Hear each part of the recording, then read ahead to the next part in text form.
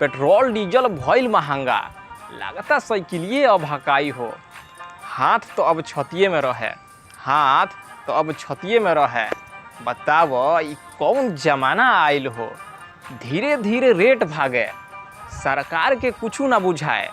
Gas तो आसमान छूते बा, गैस तो आसमान छूते बा, लागता हमनियों के छुआई हो।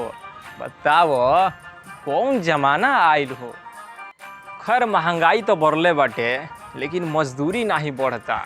गरीब अब ऊपर दमी खींचे, विश्वास भी अब टूटता।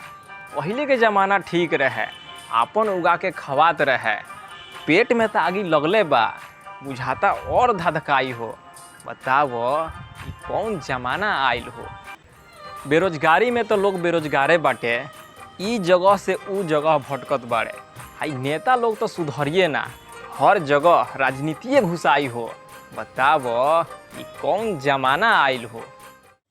हे गाइस, तो कविता कैसी लगी? अगर अच्छी लगी हो तो प्लीज़ लाइक और कमेंट करें, और चैनल पे नए हैं तो चैनल को ज़रूर सब्सक्राइब करें।